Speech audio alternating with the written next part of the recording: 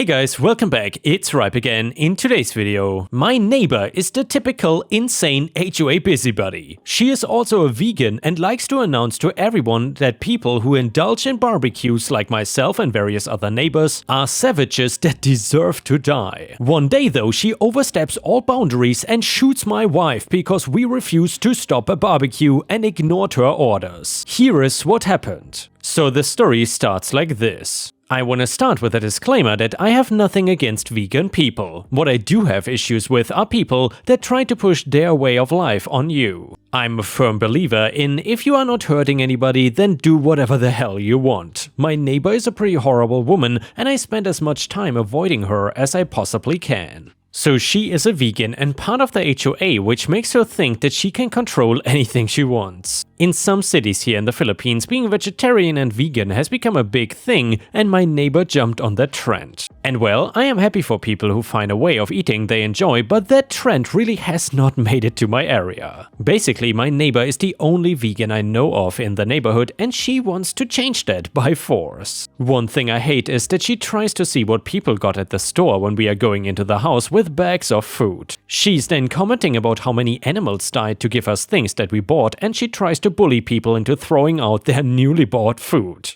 I try to make her keep her nose out of my stuff and tell her to get off my property, only for her to come back saying, as an HOA member, she is allowed to survey potential issues. At one point, she declared the HOA as making a rule that the entire neighborhood was vegan and no meat could be used. I don't think a single person listened to her, and she was getting more unraveled. She would walk around talking about how only she cared about love and peace while the rest of us were horrible murders and going to hell. I only wish there was a video of her doing this because it was just too crazy. So, like all crazy people though, things have to come to a boiling point, and that happened when I hosted a barbecue party. So basically, I had family coming in to celebrate my birthday, and I was excited and could not wait to have a party. I told them it was a barbecue, and if they wanted to bring side dishes or things for me to grill, they could. So in the end, we had a ton of food, and I was switching off grilling with other family members as we all partied. At some point, I heard my crazy neighbor yelling, but I just turned up the music to drown her out because I knew it was about us grilling meat.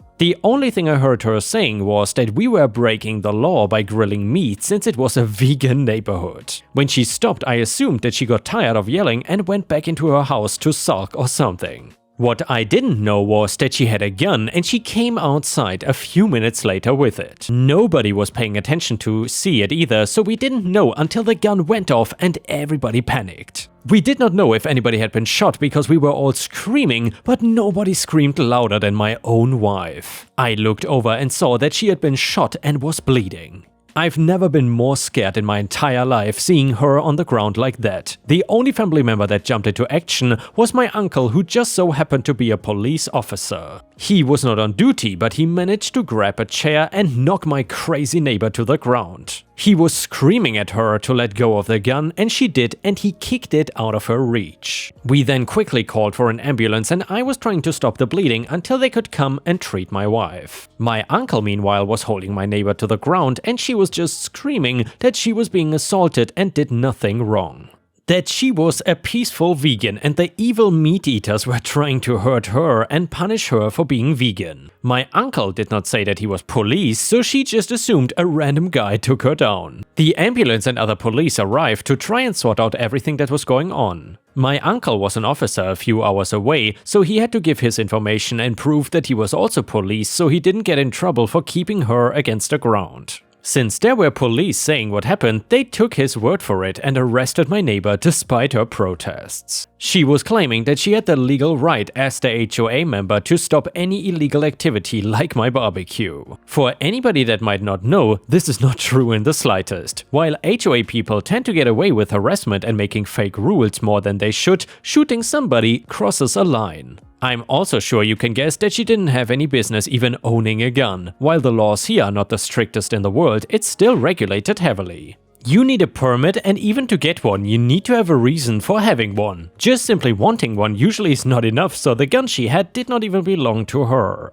It turns out it actually belonged legally to a different neighbor, and as an HOA official, she confiscated it, which she once again was not allowed to do. I'll get back to her in a second, but first back to the story and events taking place. So I went with my wife to the hospital where they removed the bullet and told us nothing internal had been damaged. She was extremely lucky and we were both just a crying mess over the entire thing. The police wanted to know if we were pressing charges against our neighbor, and we said yes. We wanted her arrested and never to be able to come near us again. We had to talk to a judge about what happened and her reasoning for shooting at us. Most people in her shoes would have made up a story about us being violent first or something, or thinking her life was maybe in danger. However, instead, she helped us more than anything by saying that she was defending the HOA rules and cooking meat was supposedly illegal since it was officially a vegan neighborhood, at least according to her. It was very easy to see that it wasn't, and the rule would never be allowed to be enforced in general, let alone with a weapon. She even admitted to shooting my wife, saying that she believed in peace and we had to see how much it hurt the animals we were eating to get shot. All of that, plus the fact that my uncle was police and saw the entire thing, was enough for anybody to see this woman was a psycho. She was sent to jail for attempted murder, and even then she was claiming the judge was biased against vegan people. It was a total mess, and then her house got also taken away because she couldn't pay for it while she was in jail. Nowadays there is still an HOA, but everybody else involved in it seems to be normal, which is fine by me. My wife also healed nicely and had no complications from getting shot except for a small scar.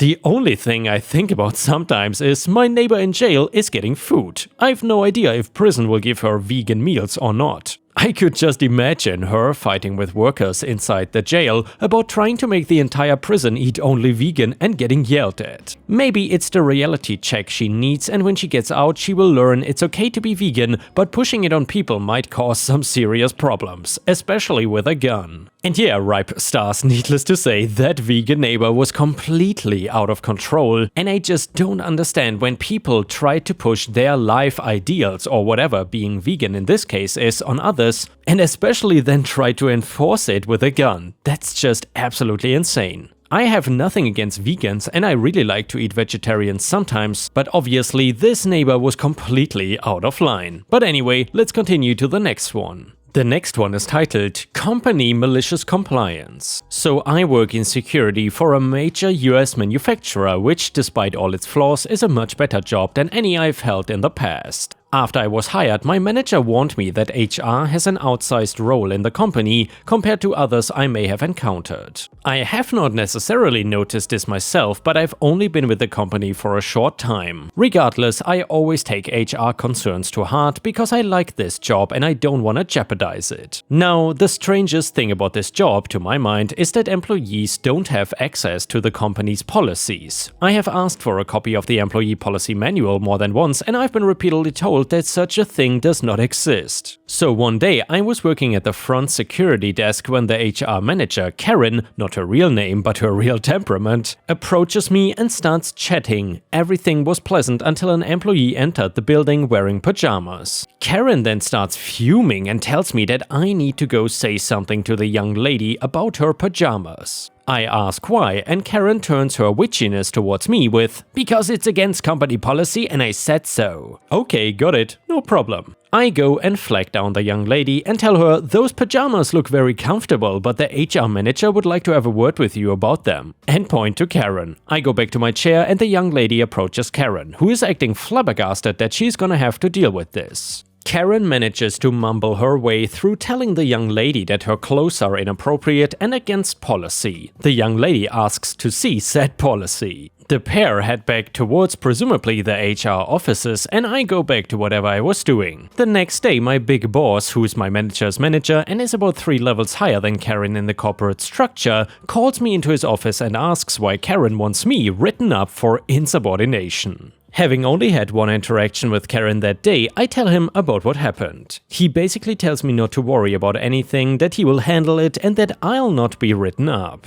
The next day, the security office and every security post has a memo posted from my big boss. I don't remember it word for word, but the gist of it said, "We are paid to handle security and emergencies only. We do not handle policy enforcement. If you're approached about a policy violation, you are to direct that person to their manager or to HR." I've only seen Karen a few times since that day, but in every time I have, she has flat out ignored me. And yeah, Ripe Stars, I'm kind of surprised that HRs allow Karens to work there. To be honest, I would not want to have to deal with an HR Karen. That must be a company that is destined to fail in the very near future. But anyway, the next one starts like this. It's called Worst Customer Ever. I was working at the postal station from hell, had a piece of rolling equipment get caught in a piece of broken tile and pop up then onto my toe. It shattered the toenail. I was lucky not to have a broken toe from it too. So I am on light duty, which meant I had to work the service window where people come to pick up packages, signature required mail, fill out change of address and hold mail forms, stuff like that. Remember, I had a foot injury. So this means that getting around is not easy for me. Have a customer come in about an hour before closing. The customer hands over 2 pick up your mail forms for certified letters. You all probably don't realize, but in big city facilities we don't have your certified mail sitting in a gold case all by itself and postal workers staring wistfully at it wondering when we will see you. No, we have your mail sorted out by the last number of your street address in trays with hundreds of other certified letters just like yours. This means it can take quite a while to find your mail when you finally drag your butt in to pick it up, so I go looking for these 2 letters. It was a recent enough thing that I checked the stand-up cubby we had for the latest certified 2 pickups.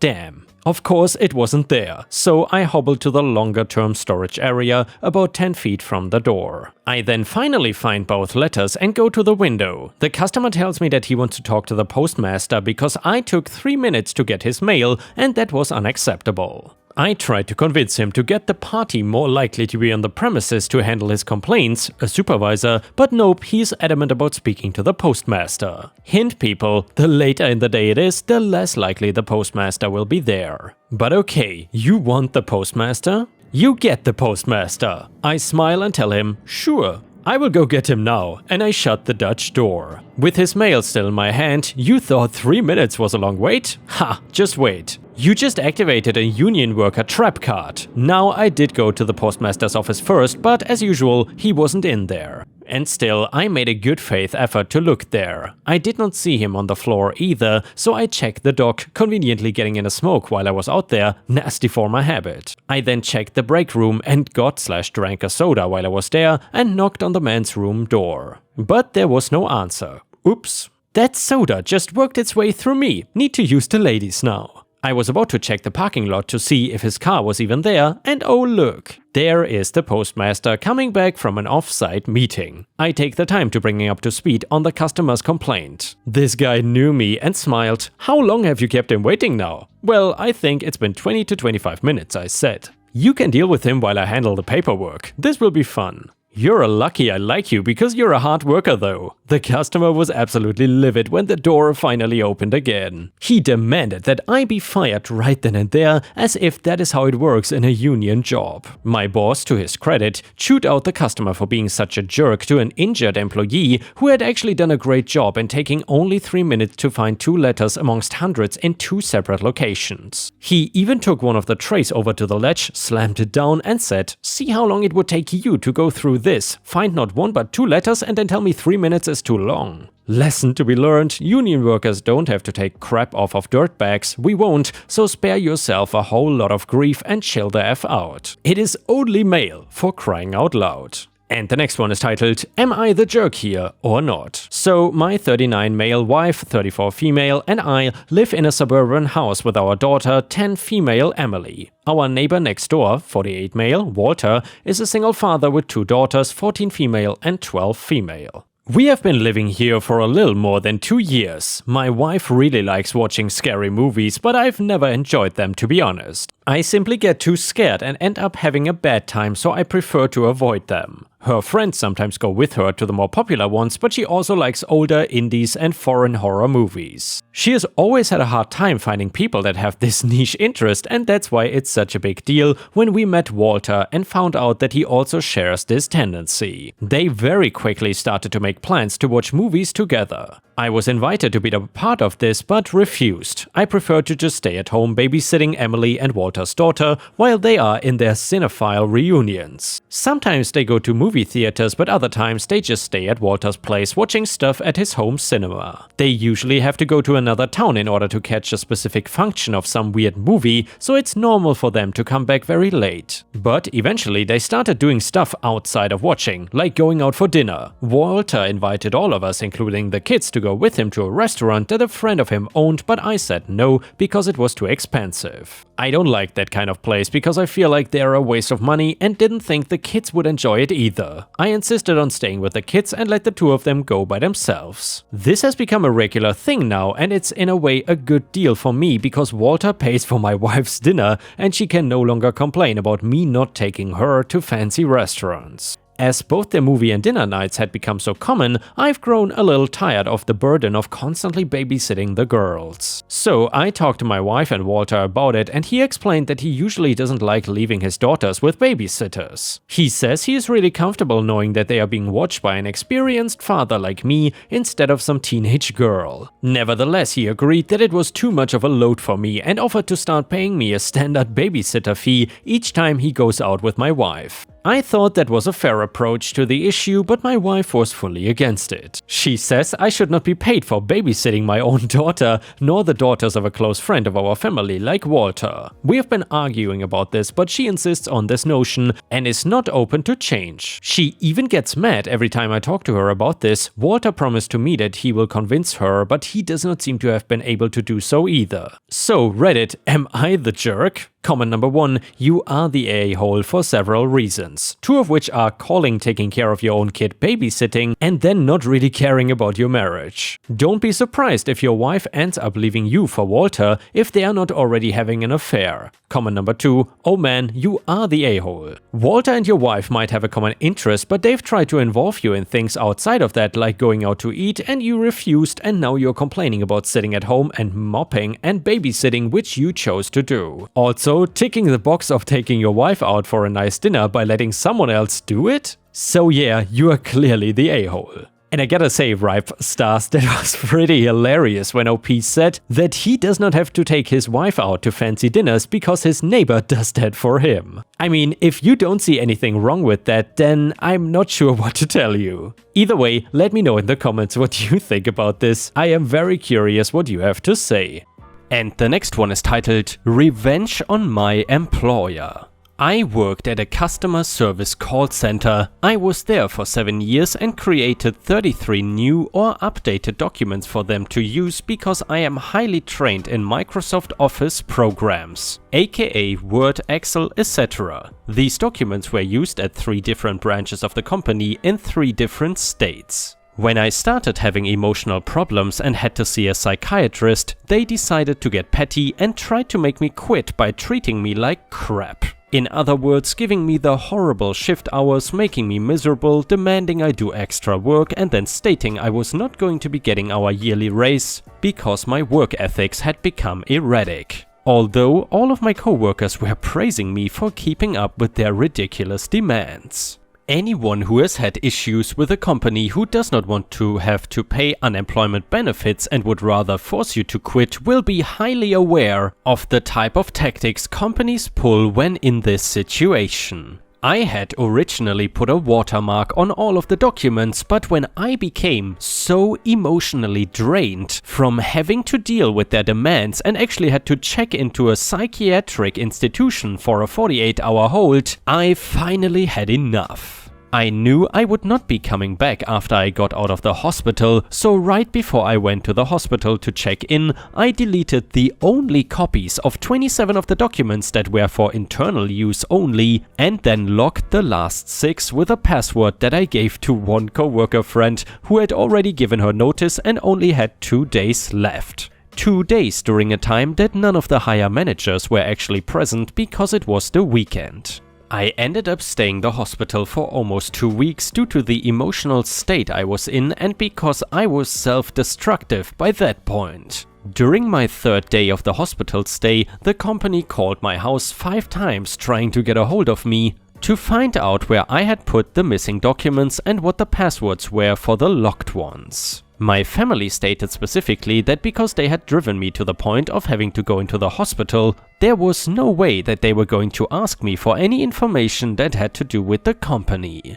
After the 5th call, my family told them that if they called again, they would report the company for harassment and stalking-like behavior. One of the managers actually tried to call the hospital to get a hold of me several times, only to find out that I was not allowed to take any calls from anyone besides my family. On one call, the manager tried to pretend they were family, only to discover that my family had given the hospital a list of my actual family members, just in case someone from the company tried this tactic. When I got out, the company called me 2 days later. When I picked up the phone, the person that had called had been one of the biggest perpetrators in the way that they had been treating me over the past month of my employment. I told her flat out that the documents were gone for good, as were the backups, and the password lock documents were set to delete after a month of when I had locked them. When the manager said they were letting me go, I said, "Thank you for the unemployment benefits," and hung up on her.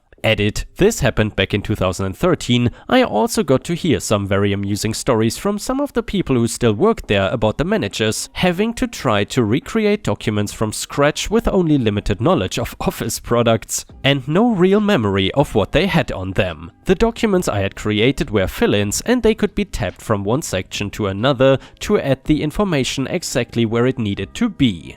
I had everything from drop-down menus for standard selections, tick boxes, Excel tables that had formulas so the information or statistics were automatically calculated for them, and then sections that copied to any other place on the document/table that was redundant, as all companies have on that type of paperwork. They had no one who was proficient enough in Office to make those type of templates, documents and forms. The only reason that I was able to do it was because I had taken a college course just before I started working there that strictly focused on Microsoft Office programs. Also, to those who are trying to warn me about how the company could get back at me, the company never came after me because they knew I had too much I could use against them for their treatment of me.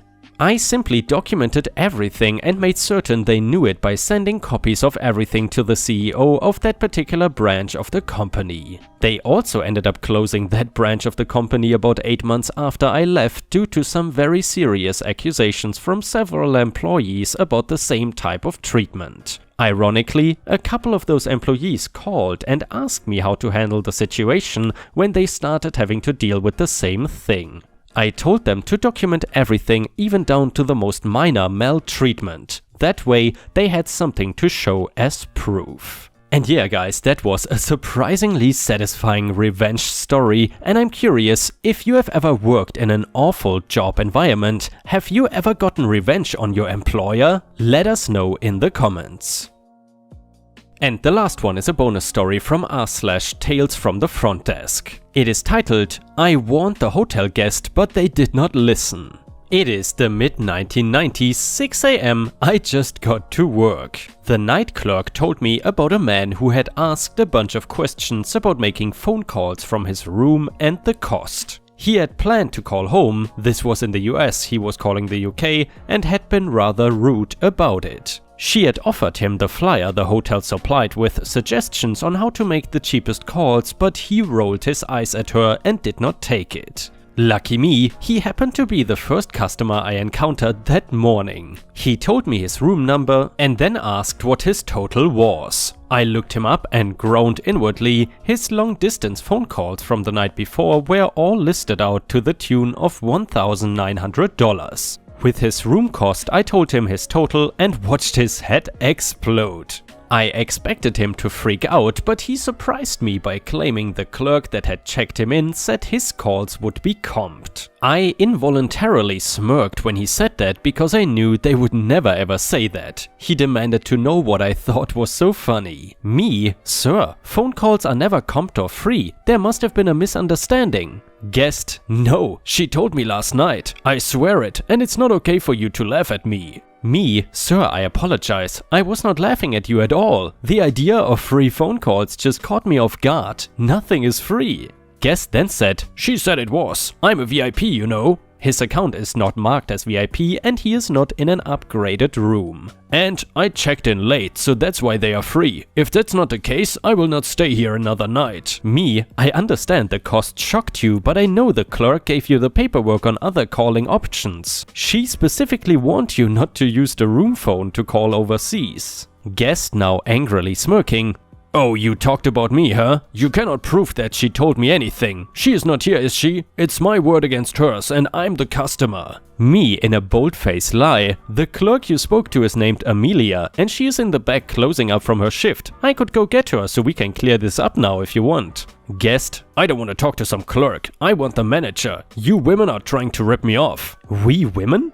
Really? I smiled, thrust my chest out to show my womanly breasts. Sir, I'm the manager. He did not believe me at first and told me not to lie to him, and he then demanded my manager. Me: my manager, Betty, I made sure to say her female name loudly and slowly, is not in this week. She is on vacation. At this point, a line is forming behind him. I ask him if he wants to check out. Guest: check out? I'm here for another 4 days. Me: sir, you just said you are going to leave if you had to pay for your calls. They are not free. Tell you what, I understand the sticker shock, so I'll take 200 off, but since you were warned, the rest will need to be paid. Guest: oh wow, $200? Aren't you so generous? I just looked at him because yes, I was. He stomped away and got on the elevator. Later in the day, customer service transferred me a call from someone asking for the manager. When I picked up, the room number showed it was him. I answered in a sing-song voice and he recognized me right away. Guest: are you the only manager in this damn hotel? I want to talk to someone else. A man. Get me the owner. Me: sir, it does not work like that. The owner only comes to this hotel maybe twice a year. He doesn't live here. You can contact him, but not through this number. He then told me to F off, called me a fat witch and then hung up. I checked his room account and saw several more long-distance calls. His bill was now $3,200. I called my supervisor and told him I was worried he wouldn't pay and how he had been treating us. He told me to charge his card $2,000 towards the bill and to put his name down as who approved it. I happily did so as I was told, and it felt damn good when the charge went through.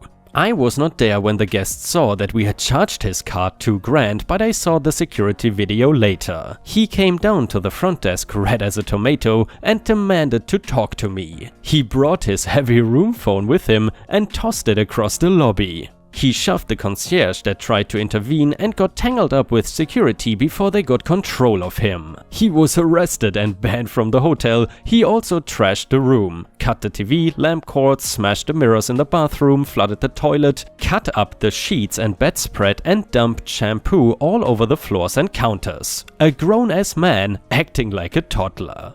Edit: a lot of you are asking if he was charged with vandalism, and yes, he was. I know the hotel's legal team went after him, but unfortunately, I left before it was resolved, so I'm not sure how it ended. My guess is he had to pay a buttload of money, and I am glad about that. And with this, we have reached the end of the video. Thank you so much for watching, and please don't forget to check out my playlists for more awesome videos. Also, if you haven't already, I would very much appreciate it if you could subscribe to the channel and turn on the bell to not miss any videos. Thank you so much. I will see you again tomorrow.